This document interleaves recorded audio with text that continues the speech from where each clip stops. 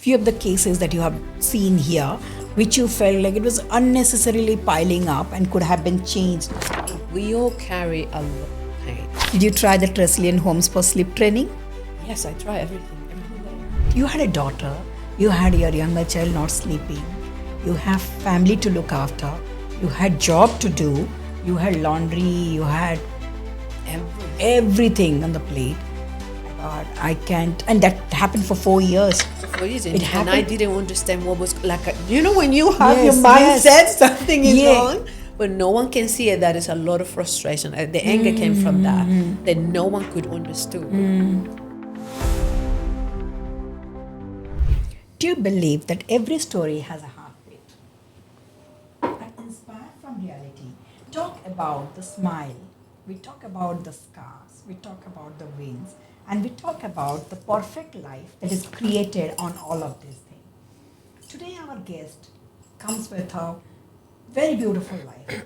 There is everything, but yet she carries the scars, she carries the trauma, she carries the reality of life that we all are going through now in different phases, in different style, but it is there as a mother, as a woman, as a business leader, as a working woman, as a daughter, as a girl. We carry certain amount of responsibility on us that grows heavy as we grow into from child to a girl to a woman. We carry that responsibility and the burden becomes more. That's an invisible burden. No one gives us.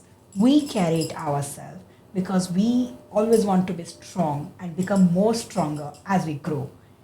But this burden makes us carry the trauma too. So today let's talk with Lamgi, who is a coach who helps us to come out of ourselves, to talk about our emotions, to grow as a leader. Lamgi, welcome to the show. Thank you for having me here. Thank you for coming here. Actually, I know it's a very short notice for you to get a message and come up, but I'm so glad that you agreed.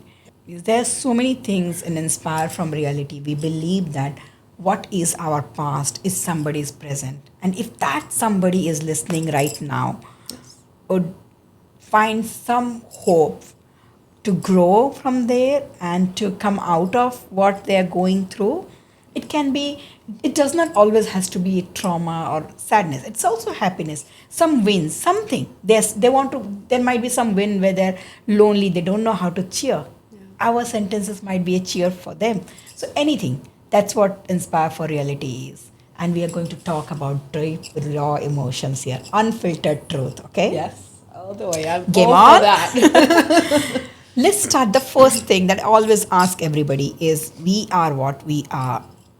Our journey is, and our journey starts as a child. How was your childhood? What kind of child were you? What was your environment? How did you grow up? Where did you grow up? That's also important. Yes. Well, I come from Dominican Republic. That's a little island in the Caribbean, right next to Central America.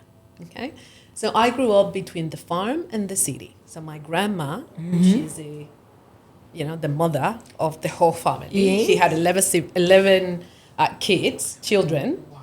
So we have a really, really big family, really close family. We will go there every weekend. And it was a beautiful childhood, marked by the divorce of my parents when I was 7. I never knew that was a problem. Oh, wow. That's what parents keep it, like they bottle up everything. Yeah, but it happens, and that's it, right? Life. Then my mom had to continue and keep going, and we had the support of the whole family and the support of my dad. Also, he was around, but I didn't know how was that wound or what would it meant to my life. Okay, so I grew up that way it was a beautiful childhood, anyways, And after I studied architecture in my country. So I was born and raised in the Dominican Republic. And after I graduated, so I moved to the States. Okay, wow. So from there, I worked 5 years over there. I met my husband. I became a Christian. Really big two things that happened in my life in those 5 years. And then we decided to move to Australia. We were young and we wanted to explore the world. Yes. Why not? Australia needed people at Yes. that moment, and we took it. The honeymoon And- couple arrived here.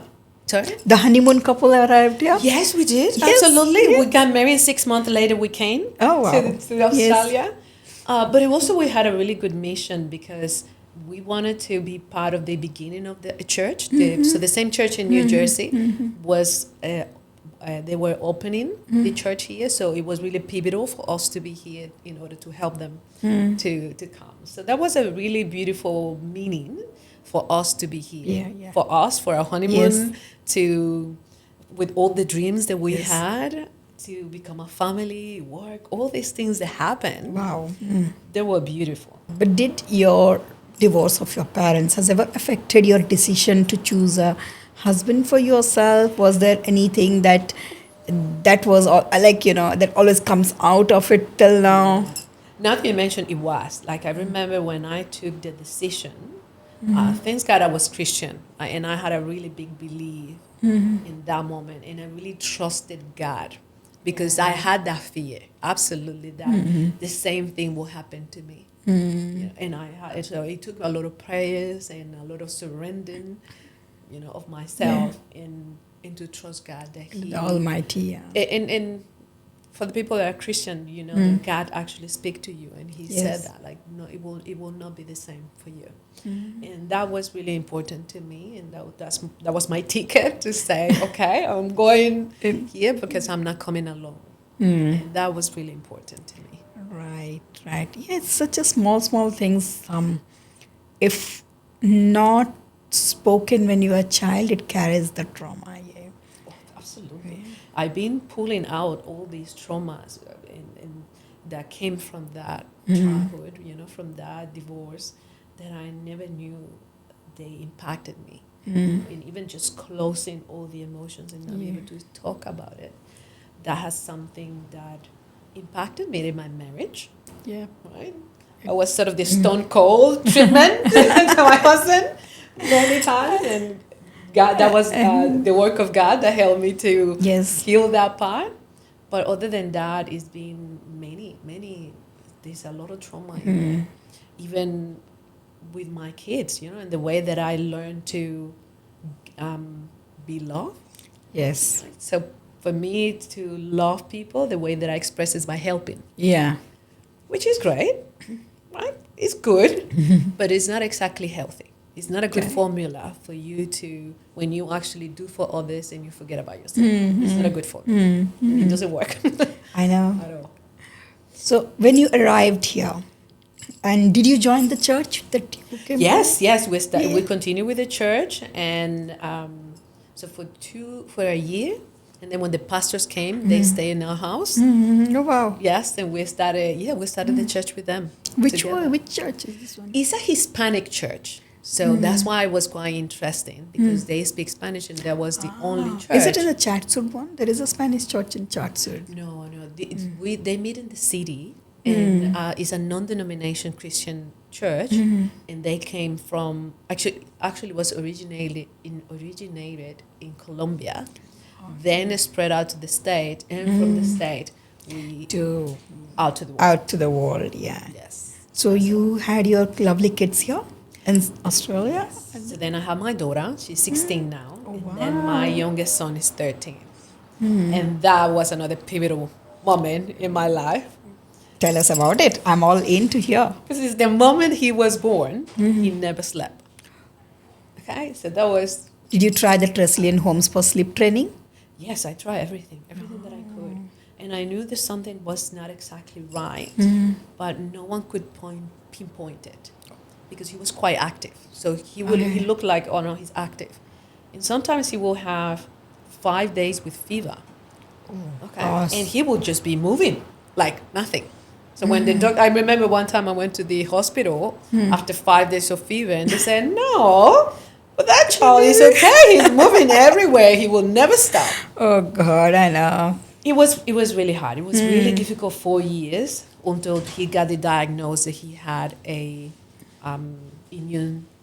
autoimmune condition. It's an allergy in the esophagus. So it was really a difficult time for me. And it was a really dark time when I was so confused, so angry. Yeah, you had a daughter, you had your younger child not sleeping, you have family to look after, you had job to do, you had laundry, you had Everything. everything on the plate. My God, I can't. And that happened for 4 years. For 4 years, It and I happened. didn't understand what was like. When you have your Yes, mindset, yes. something is Yeah. wrong, but no one can see it. That is a lot of frustration. The anger came from that no one could understood what was going on. I can So understand. I felt Yeah, alone, yeah. feeling alone. Right, that's a big Yes, thing. yes. Because not even my husband could see that something was wrong. I have been through a very minor of that because my child was not sleeping and he was only sleeping during the peak time when I was dropping my kids. So that means, other than dropping my older kid, that 1 hour of drive and coming back during school time and picking him up, whole time he was awake. And I slept in the car in the middle, in the rouser. I was honked and I was like, and there is two child sitting in the behind of the car. And I was like, oh my God, it's such a risky thing. And there is no one to take care. Like, yes, husband is there, but I was on maternity break and he was working. He can't leave his job because I was on a break. And I went. We don't I have the parents. We don't have an auntie. yeah, Or and no one. and even if there are people, it's mother who takes the majority of the care, and that's how we are. We embrace that motherhood like that, and then no one would understand. I was, as you said, irritated. These all things that no one would understand why, and then I went to GP straight from there and said, I need sleeping pills. And I texted while going to my husband that this weekend I'm taking an Airbnb. I'm going, and I asked, can I have a sleeping pills to sleep? He said, no, no dear, I can't give you. You go to Tresillian Homes. So she sent me to Tresillian Homes. The best decision of my life. My child straight out of it, slept through night. Till now he sleeps through the night. I got the insomnia. I could not overcome it. I still have It that. takes time. It's still it takes like couple of nights I can't sleep, couple of nights I'm sleeping good, but I know what trauma it is, how horrible you feel. No one is understanding, no one is there to understand that sleepless night and to do The everything. frustration. Yeah, it's not that I don't love my family, I love them to the core, but I need that break. Yes. Yes. For And when you ourselves. get that break, you cannot take that break because your body is not used to it.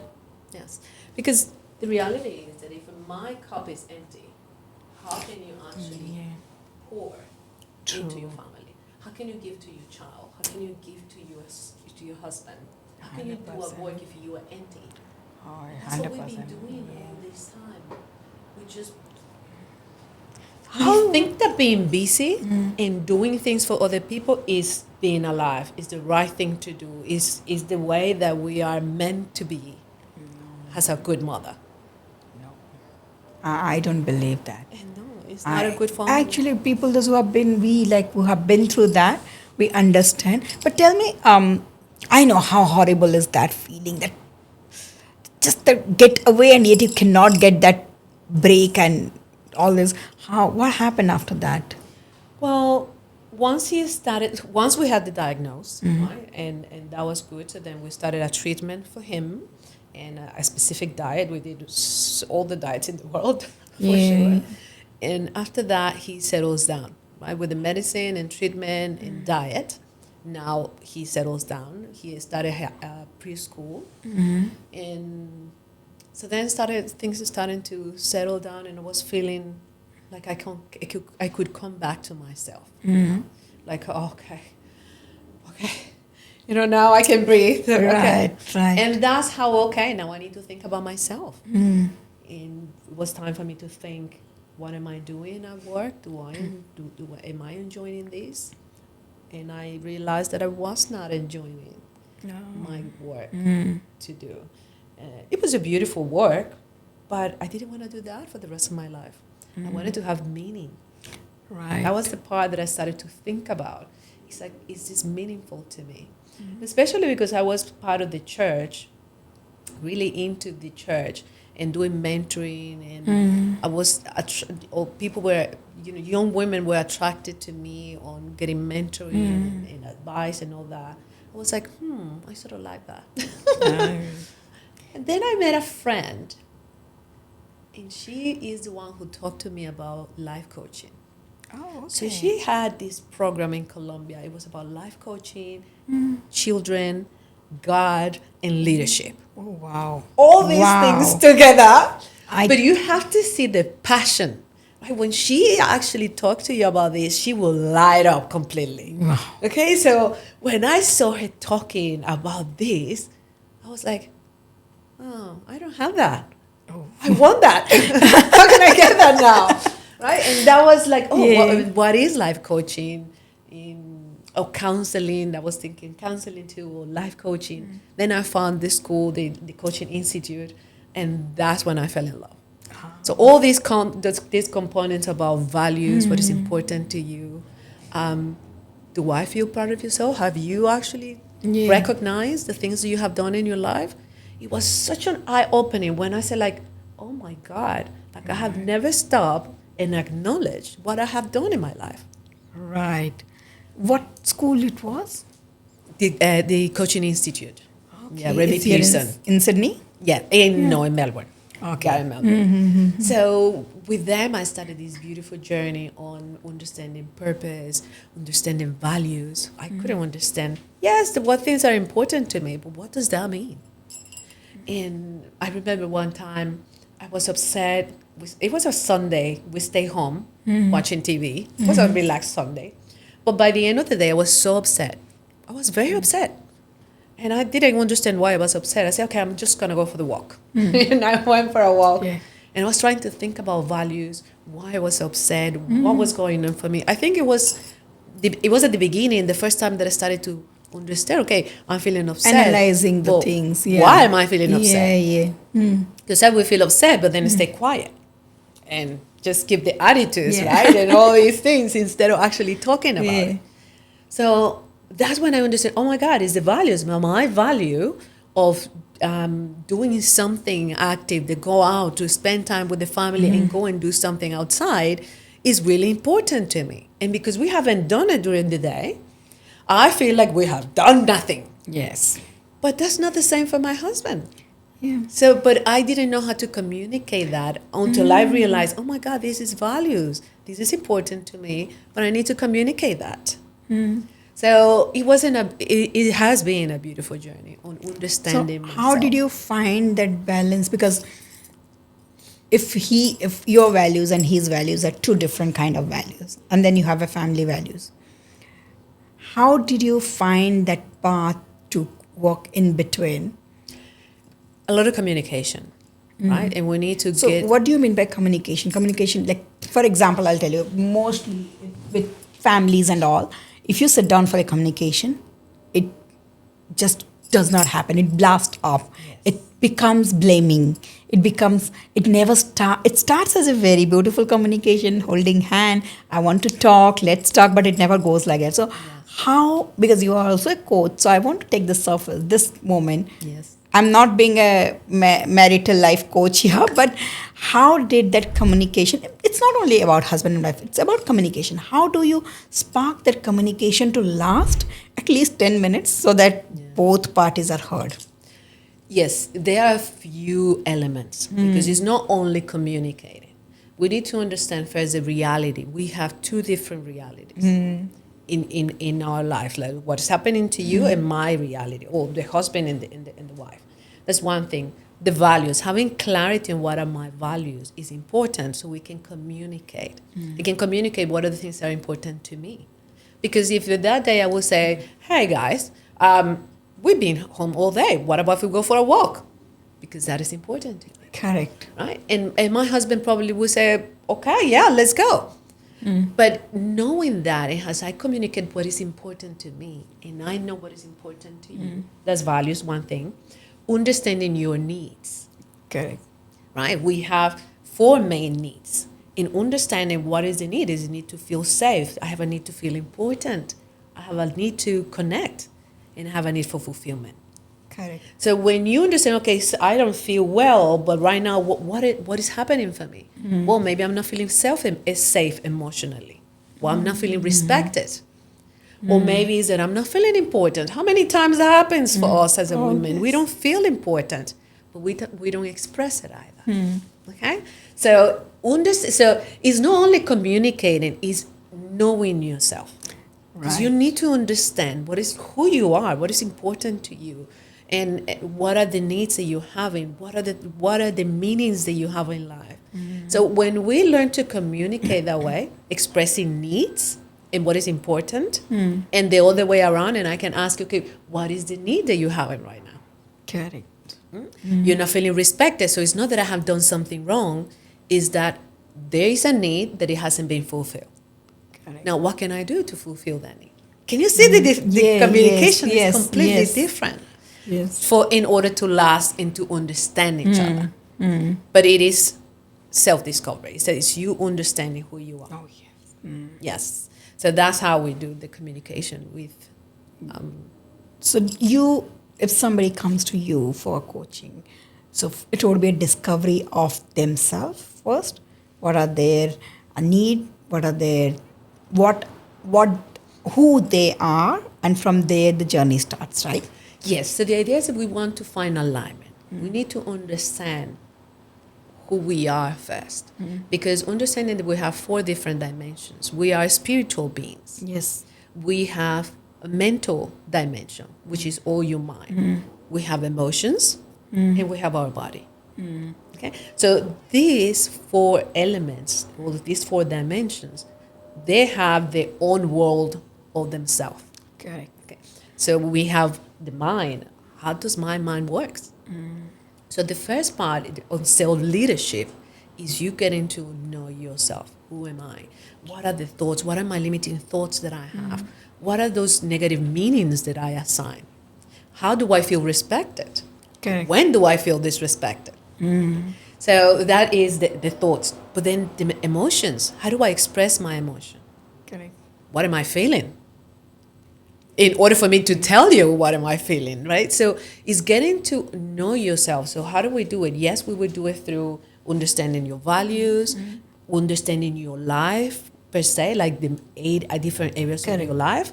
But also we will dive deep into your thoughts. True. Being aware of your self-talk and how can we challenge and change that, reframe the thoughts. We will dive into the emotions for you to explore your emotions, to stop being afraid of them. Correct.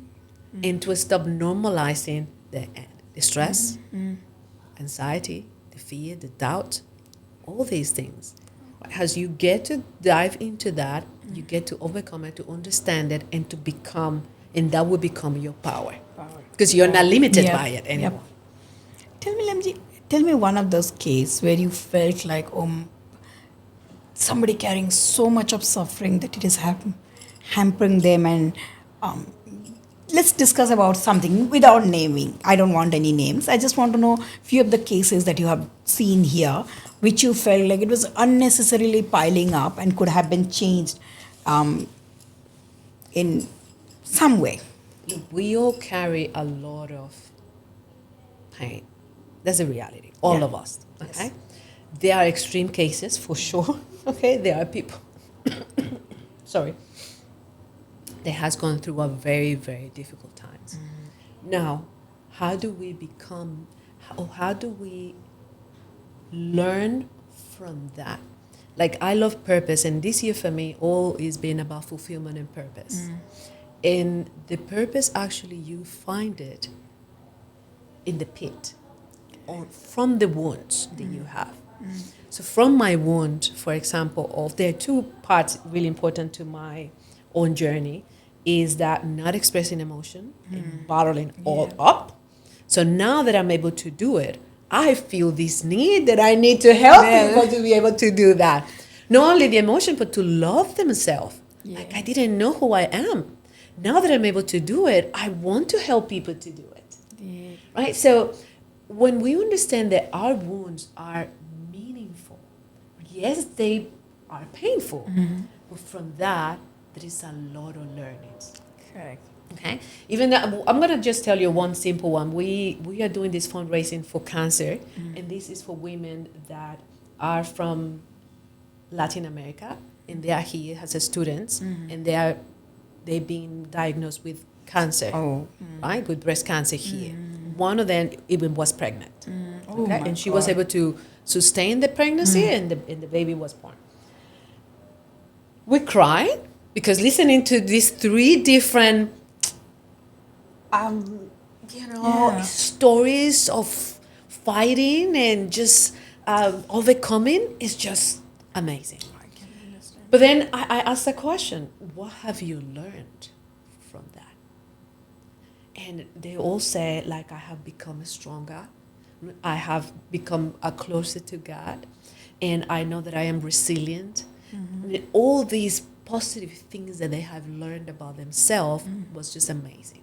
Okay. Wow. So when we're saying that, and that's the part, it's like we don't need to normalize the stress, the pain, Yeah. any of the emotions. Instead, is how do I get to face them so I can overcome and I can raise above them. True. Above it. Okay? So then, yes, we have extreme cases, for example, if abuse and parents' negligence, and from all of them, we create a meaning about ourselves. As you get to explore a different meaning now, because yes, you cannot change the past. Oh, yes. The past is done, but for your unconscious mind, you are still living the past. Correct. 100%. You are actually just all the reference of Yes. your daily life. Even if you think you don't remember this, you are living because your brain unconsciously is looking reference to the past. 100%. So what we do is that we break that. And now we just, how can we brace above? What did I learn? Who did I become as a result of this? But Correct. now what are the positive learnings? The negative. And as you get to do that, and you can go back to the truth of who you are, that I am loved, that I am worthy, and that I am valuable, that Correct. this doesn't define who I am, that is you taking ownership of your power. So that's the work that I do. Wow. Wow. I know, I love it. I know, because when I lost my dad, I wasn't myself. I lost my dad. Within a month, I had a marriage. I just went to attend the marriage. I said, okay, it's okay. I did not speak to anyone. I attended. I had fun. It was not marriage. It was another event, but I had fun. I was there pretending to have all the fun, everything bottling up. When I came back to Australia, my dad was in India. It started riling up. It started showing up. I became an angry mom who did not have patience. I would just scream at my kids. I don't do that. I mean, every mom gets angry. That's fine. But ask my kids. They say I have the most patience in my family. Everybody used to say, Alka, you have the most patience we have seen. But I would just rile up with anything. I would scream at my husband. My in-laws were there. They would see me doing this, just getting angry here, there. But no one understood it was You were inside grieving. me because I went for the party and all these things. They thought it did not affected me. But that was the cover I took. Yes. And it was so bad. Job, I lost business. I did not do anything. Yes. Excuse was, it's not happening. And it was not me. It was very bad, okay? And if I go back to that 1 year of my life, it was really bad. I went to India. I saw my mom. So when I was flying back, this is where the thing changed. When I was flying back, I was in flight. My brother did not come to pick me up because he had some important work. He was 2 hours away from Bhubaneswar. My father used to pick me always from India. And then he used to take me up in the arm and go round and round. And I got down of the flight. I was like, he won't be here to pick me up. I'll just take the Uber and go. I was just telling myself that. And I walked out. I saw my mother standing there. 6:30 a.m. She's standing outside and waiting for me. Just like my dad would do. I left my luggage. I did not care what is going to happen. I just ran like to her arms and cried in her arms. And that's it. That changed me. Yes. And I was like, I got that. And then then we went all family, like me, my brother, sister-in-law, my mom, and me all went to do this, put the ashes in the Ganga. So when we did the dip, and I came out, I just felt my shoulder relaxed. I changed. I came back with the smile, genuine smile that I have. I became that kind, that like that compassionate girl who would go 2 steps away ahead to help people, not at my cost, but I always genuinely I help people. My dad had been like that, and my mom has been like that. So we have grew up in family like that. So that those values, what I have, it all automatically oozed out of me. Yes. I was pretending to be that woman when I was not in that 1 year. If somebody would have spoken to me just after those event for me to talk and just tell me this is happening, you need to allow you mourn. I was just trying to be upfront, hard on myself. I said, yes, I had been with him in last few days, few months, all done. I have given my goodbyes, I'm done. But it wasn't like that. No. And that's the thing, the emotions, they don't go anywhere unless you let them out. And once I let them out, I grew very big with my career. I started one brand, I started second, third, I'm at my fifth brand. I'm back doing all the work, I'm back home, kids, family, everybody, I'm talking, I'm again the same woman. Yes. I miss my dad a lot. Yeah, of course. I when I feel sad for him, I feel sad. When I miss him, I miss him. You give yourself that time to I actually just mourn. scream loudly and say, Dad, I'm missing you. Yes. I talk about him more. I did not talk about him in that 1 year. Yes. I speak about him. Everybody knows. All my business colleagues, they say, oh, you're blessed with your dad's values. Yes, but I never spoke about that during that time. So I can understand. The more that you suppress an emotion, the more they get stronger. Yes, it was. So when you're able to face them, they just go. Yes. Those are beautiful. It was thanks to my husband and my older kid. The They have been in receiving end, yes, but just before my India trip, they both realized that something is wrong. Yeah. Something is really not right with me, and they asked me, do you want to speak to somebody? And that started settling in. But yes, running to my mom's arm, accepting that my dad isn't here, but my mom is and here. I think that was the point. Yeah, was accepting. Yes, I accepted that he's not here. My mom is here. Whether she is standing here, not standing here, she is here. And that running to her arms, it was that was different. beautiful. Yeah, but I can understand that bottling up, how it takes a toll on us. It's awful. How are your kids? What kind of different life did they had from what we have been through? Like, what you have been through? What is the one thing that you have given to them that you feel like you did a change for them, and they have got that thing that you did not? The most challenging thing has been for them to talk about the emotions again. Okay? But to be able to, I feel the most meaningful thing that I'm giving to them is to know that they can feel, they can be angry if they're angry. Okay? But they don't have to be violent. Yeah. Right? Especially for my son, that was a big thing. Yes, you can be angry. You cannot hit everyone. Yeah. Right? You need to. You are allowed to speak about it. Or if you are angry and you want to release the anger, it's like you can scream into your pillow. You can, you can box if you want. You need to let the emotion go. So I feel giving them that freedom is really, really important. And another thing for my daughter, for example, now that she's a teenager, one of my big learnings has been, because I come from that, I want to help, I want to be doing, and I help for other people, and I care. And when you have little children, that's heaven. That's all you do, I guess. Heaven in a way that's all you do. You take, did you brush your teeth? Did you do this? Did you do that? Like you're used to doing it for them. To doing it for them, or thinking about it all day long. Right? But now that she's a teenager, she gets so upset. Okay? See, she gets upset, and then I get upset because then she's rejecting me. I know. And it was really hard. Truth of family. Yes, Yeah. it was a really hard time until I understood what I was doing.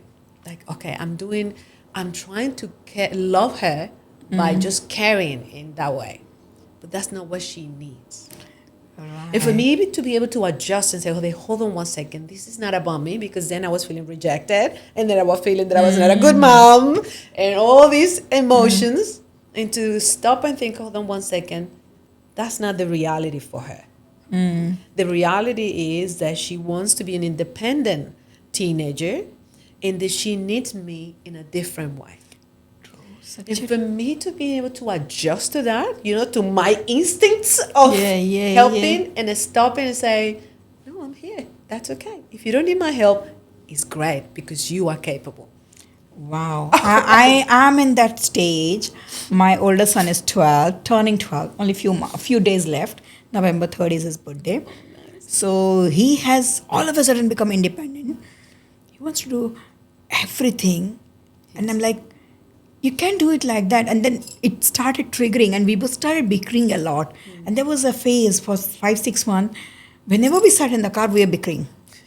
And then the younger one behind said one day, you know that you both are fighting always when you're sitting in the car? And I realized, why am I bickering with him? Do whatever you want to do.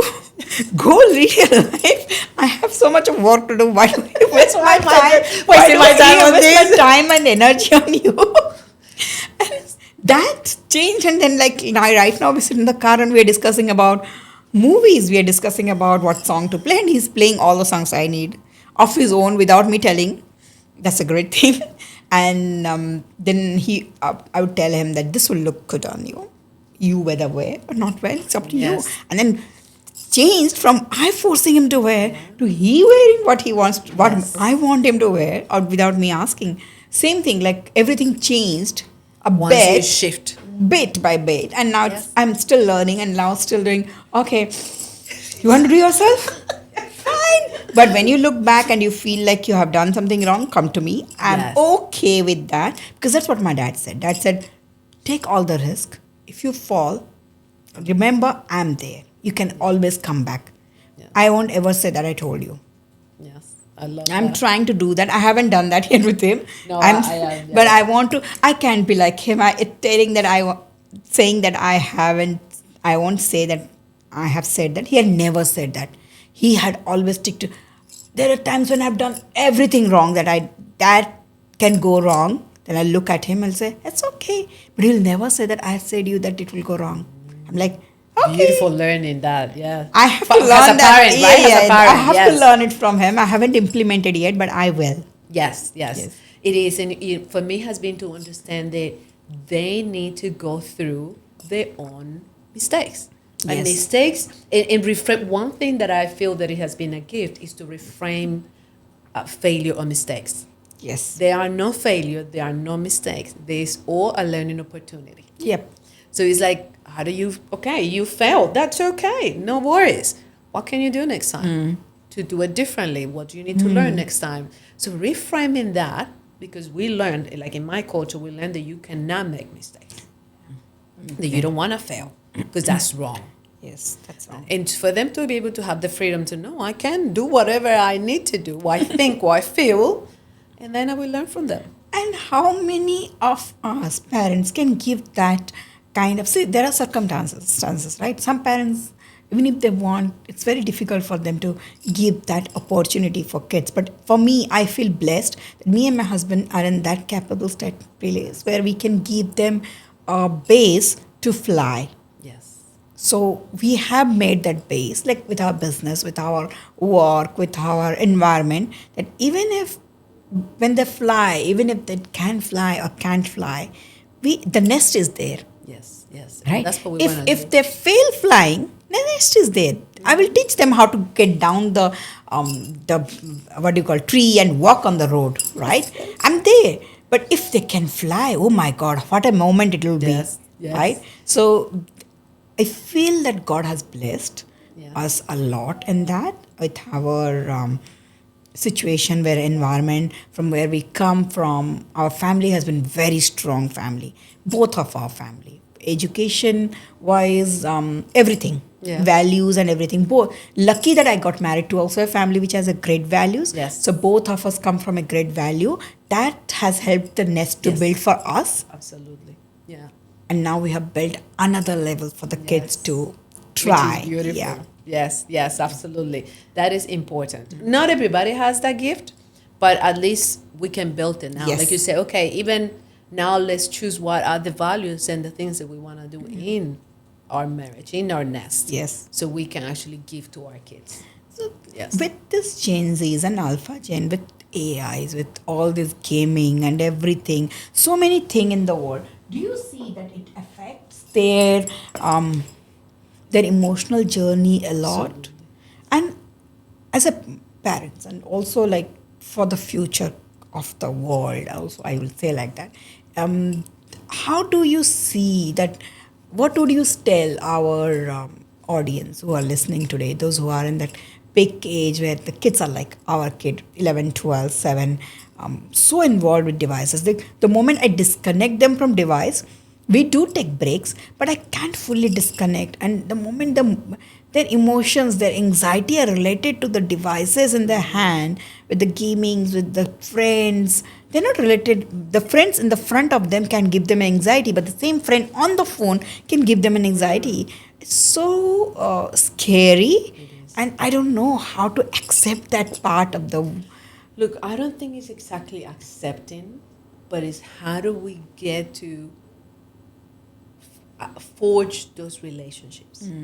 Because what the devices are doing is that we're feeling more alone than ever before.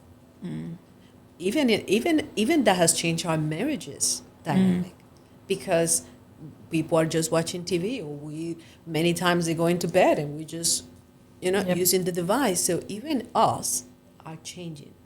Because the devices are there, we cannot disconnect, or we're working, right? Yeah. Someone send a message and I am here. Yeah. So we need to have that consciousness to stop and to sit down with them and have those chats and have the dinner together. Use the dinner at time to actually talk about what's going on, or even having little spaces when we don't have that devices, so we can have a chat.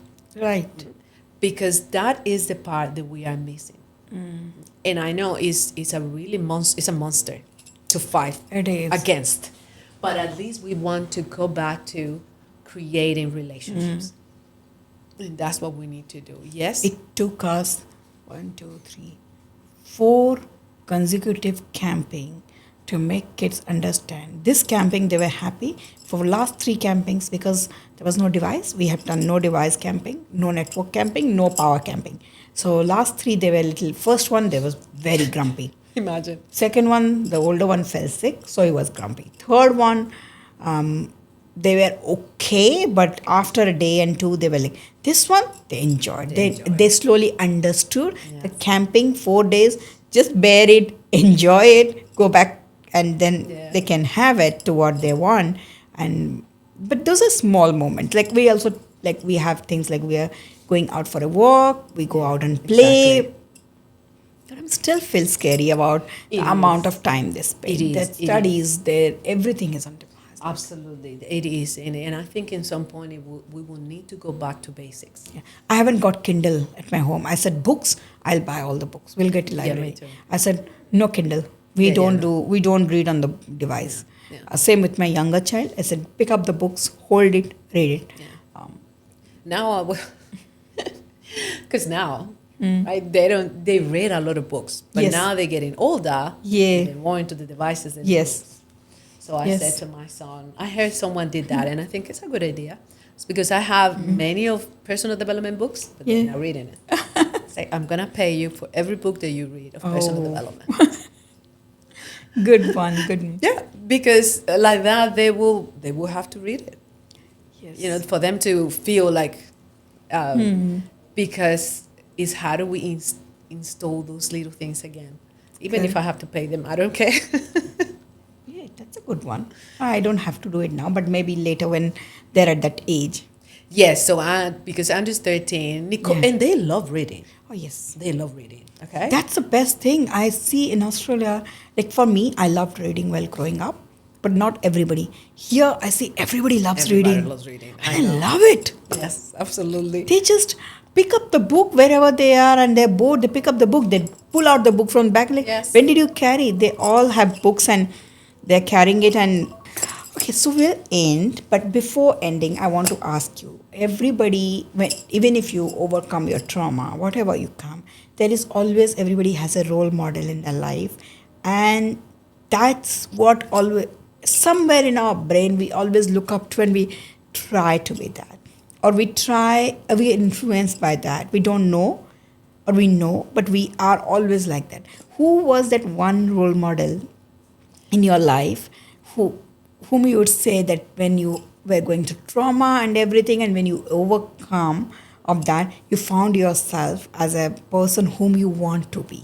Yeah, it's definitely my mom, for sure. Yeah, I have learned so many things from her in her resilience, her strength, the helping other people, and in her creativity. Like, I feel she's really creative in things, you know, and that is something that I got from her. And yes, and I think is how she cares for other people, but she's so strong and she's always positive. She always finding the positive things. That's good in one point. I know for me, that's something that I need to, right? It's sort of like a toxic positivity in a way. Yeah. But it's been really good for me to have that, always finding a solution, always finding something to do. Like, it doesn't matter what's going on, you can do it. You know, you're going to be able to overcome that. Believing in God, all these elements, I feel definitely has shaped my life and who I am. Wow. And a lot, it comes from her, you know.